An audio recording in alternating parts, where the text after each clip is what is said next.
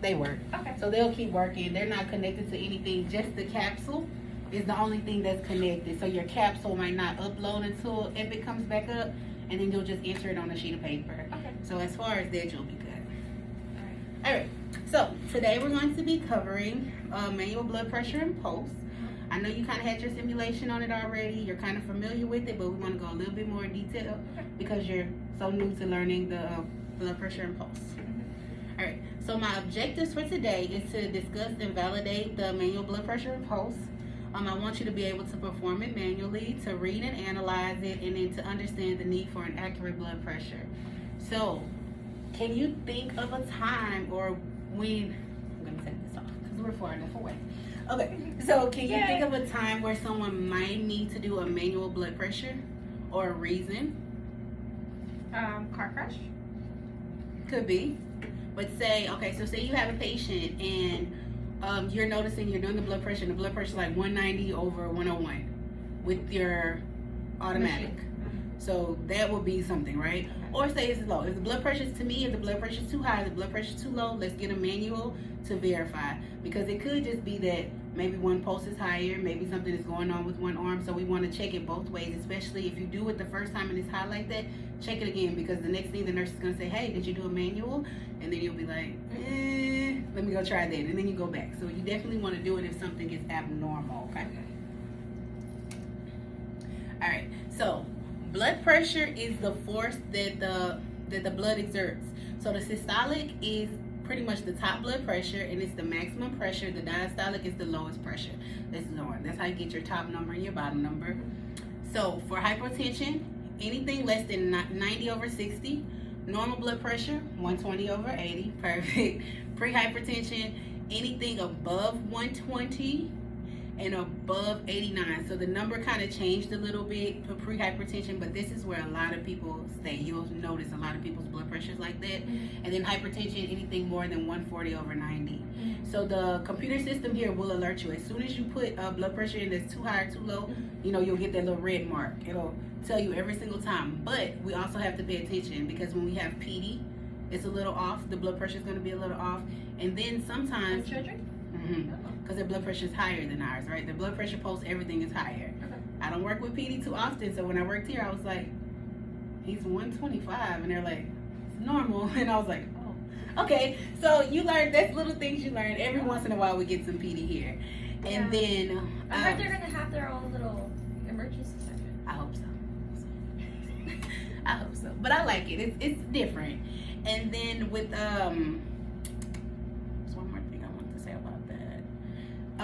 weight.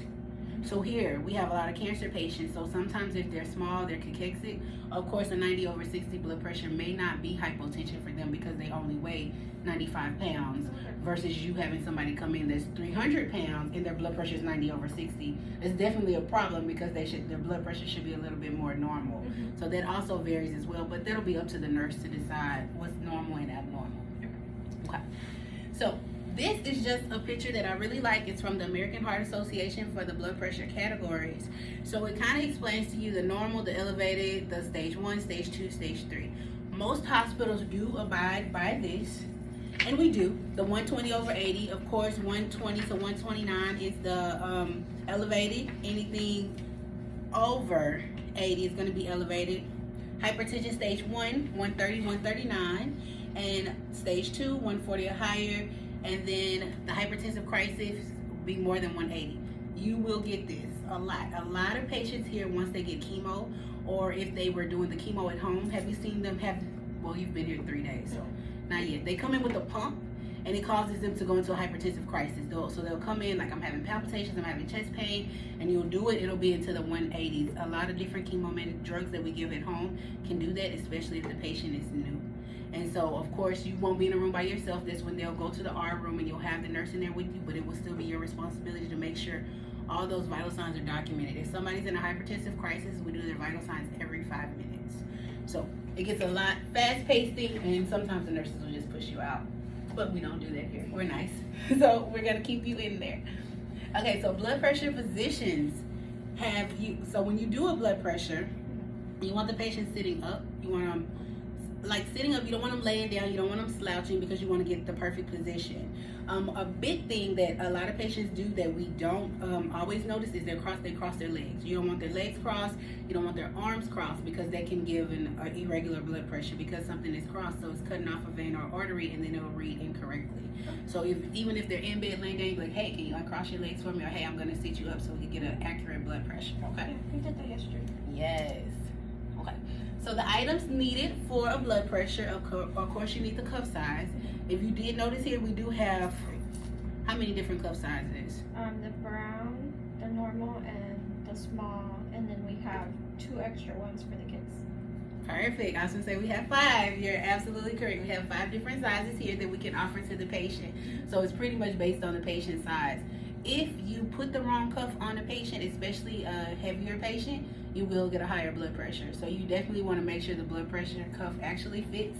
You know, when you start to pump it up and it starts doing that noise trying to rip off, most likely it's too small. So you want to go up the next size. But if you do one too big, you could risk getting a low blood pressure. So it's very important that we want to get a good measurement of their arm. Majority of patients here are normal. You don't get a lot of overweight patients, but it can happen from time to time. Of course, you need your stethoscope, so you can use your own stethoscope or you can use the stethoscopes that we provide here for the patients. You really don't have to do a pillow or arm support unless you have a chair patient down here and they can't hold themselves up, and of course you want to document. So any blood pressure that you do, you want to get it documented, even if it looks really weird and it's really abnormal, which means, hey, I did this first, I'm going to do my manual next, and then let the nurse know, especially if it's abnormal, let her know right after. All right, so these are just the steps to do the blood, to do the blood pressure. Okay, so one of the steps that you want to take, of course, you want to get the positioning. So where do you put the blood pressure cuff? Absolutely. So what's so important about that place, though? The vein. Awesome. I should say, yeah, you want to get it right there where the vein is. It's going to be pretty much right above the elbow. And it runs pretty much where the arteries come together. So it's going to be pretty much where the brachial artery is. And that's right there at the top. Or you can feel, everybody can feel their own brachial because it hits really hard. So first you're going to deflate the cuff to make sure it's completely empty. You're going to put the stethoscope on, place the edge of the stethoscope right underneath the cuff. So the edge of the stethoscope is kind of going to go right where the brachial artery is. And even if you don't have it blown up, you can still hear the artery beating. You're going to inflate the cuff around 150 is good, but it also depends once again on how your patient is. If your patient is heavier, you want to go higher. So you want to go 180. 180, absolutely. So I should say maybe up to at least 180 if they're bigger, because you want to be able to hear their top. So I like to kind of go up to where I can't hear anything, and then kind of drop it down a little bit slowly. But of course, don't go 200 or more because you're going to be squeezing the mess out of the patient. So about 180 should probably be good. Okay, so then you're gonna slightly open the valve. This takes a lot of practice because I've done it before, and then it'll go. That's where I'm a little bit. Yes, it takes time. I can't. I'm not gonna say I can't. I just need practice. Mm-hmm. The up and then down. Lucy, what she said? Lucy, goosey. Loose is this way, and then tight is going to me. Where is it? Yeah. So think of it like have you ever did like probably not plumbing, but like righty tighty, lefty loosey. It's the same way. So I learned it from like tools at home. But if you go to the right, you're gonna tighten it. If you go to the left, you're gonna loosen it. But it takes time and practice because you'll do it and it'll drop all the way down really fast, and you'll be like, let me do it again. I gotta blow it up again. And the patient's like, what's going on? But it happens. It does take time. So you want to do it very slow. They said to hold it in your left hand, and you of course don't want to try to let the air out too sudden. And so then you'll hear, as it's coming, you'll hear like, kind of like a blurp. It says a blurp sound. Mm-hmm. To me, it's like a hard beat. Yeah, to me, the top beat is the hardest to me. It's a hard beat you'll hear. And then the first time you hear this, that's when you get your first reading, of course. And that'll be your systolic, which is your highest number. The sounds should continue to get louder as you're going down until you go to your diastolic. The diastolic is all the way at the bottom. This is the one that's hardest to me because when you hear your first one, it's very loud, but you have to listen until you hear the lowest sound, and that's your diastolic. Okay, so with pulse, I did have a question. We talked about the sizes. We did cover the indicators, and we kind of already hit things to consider. So my big thing to consider would be, of course, size, weight, and if they have something going on. So one big thing about blood pressure that 3 days, probably not, that you notice if we have patients that come in, a lot of patients come in with mastectomies, a lot of patients come in with PICC lines, a lot of patients come in with ports. So we want to try to do opposite of that. So one question you always want to ask the patient, hey, have you ever had any lymph nodes removed from this arm or anything? The patients will know a little bit better than us, because if you do it on that arm, you could risk swelling the arm up, of course, and then you won't get an accurate blood pressure, because if something is kind of missing from the arm, it doesn't measure the same. And we definitely don't want to hurt the patients anymore by doing the blood pressure on the wrong arm. So those are some things to consider. Do you have any questions regarding the blood pressure before we hit on the pulse? How did you do in your simulation with pulse? With pulse? Yeah. We counted. I had a partner. Mm-hmm. And then we counted. How long do you want to count the pulse for? We counted for a minute, I think. Absolutely. For a minute. They have some that they say you can do for 30 seconds and multiply it by 2, but the most accurate way to get the pulse is to count for an entire minute. Okay, so the pulse is a measurement of the heart rate and the number of times beats per minute, pretty much. So it's over a minute.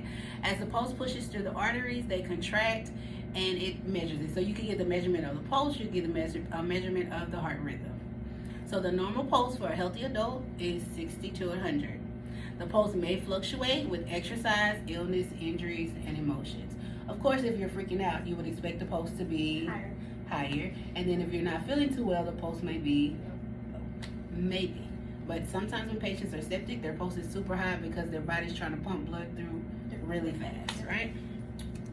All right, so how do we measure the pulse? The pulse is generally done by the radial pulse.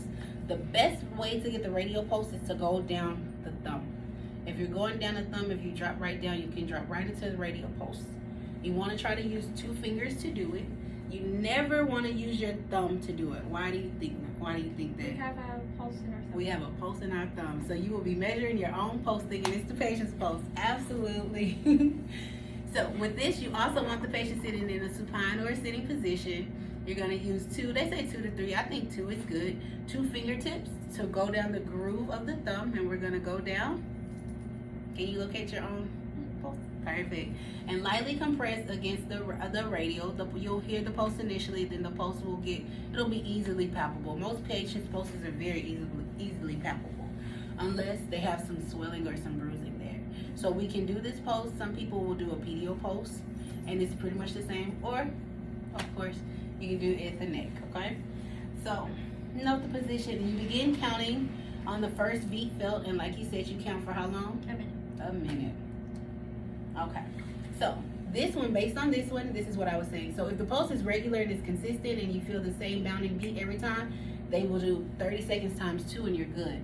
But with our patients, they're chemo, they're septic, we're here in the EC, there's something going on. So we definitely want to count for a full 60 seconds and note if it's irregular, because sometimes you'll notice a pulse, it'll be boom, boom, boom, boom. Sometimes it'll be boom, nothing, boom, and you're like, am I in the right spot? You are, but these patients have a lot of different things going on, so we want to count for the full minute, okay? Go ahead. So if their pulse is like very, very like the regular is dun dun dun dun. But what if it's just like dun dun dun dun dun dun dun dun? What does that mean? Something is going on. They could be sick. Okay. A lot of patients that we get coming in, I know the nurse was saying we've getting a lot of septic patients this week. So it could be sepsis. So something's going on.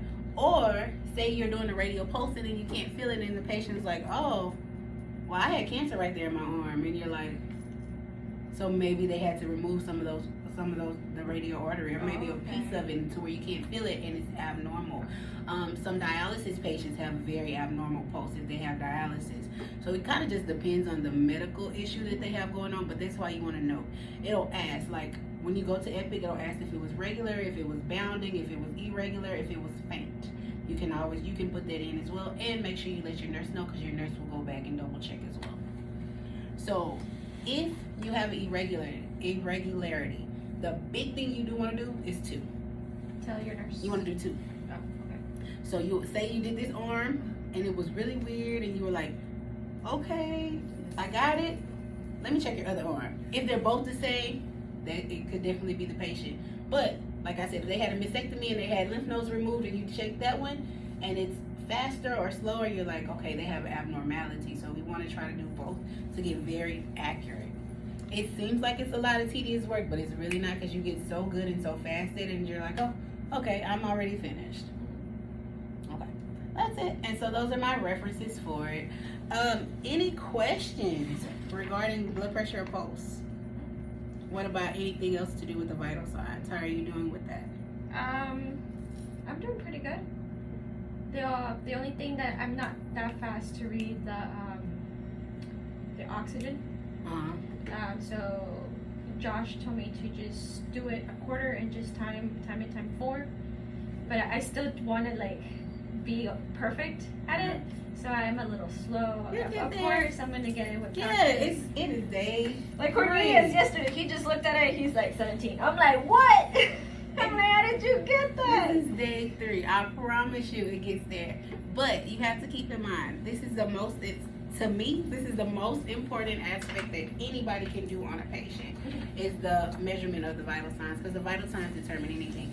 If you go in and you put in the wrong vital signs for the wrong patients, you can have a whole team of doctors in there working on a patient, and the patient can be like, why are y'all here? And determining their medication, especially even with their height and their weight. We do everything here by kilograms, if you notice, which was hard for me when I first got here, because I'm like, pounds. We do everything here by kilograms. They do all their antibiotics, all their chemo, their blood by kilograms as well. So you have a very, very important part to take in patient care, especially in the emergency room.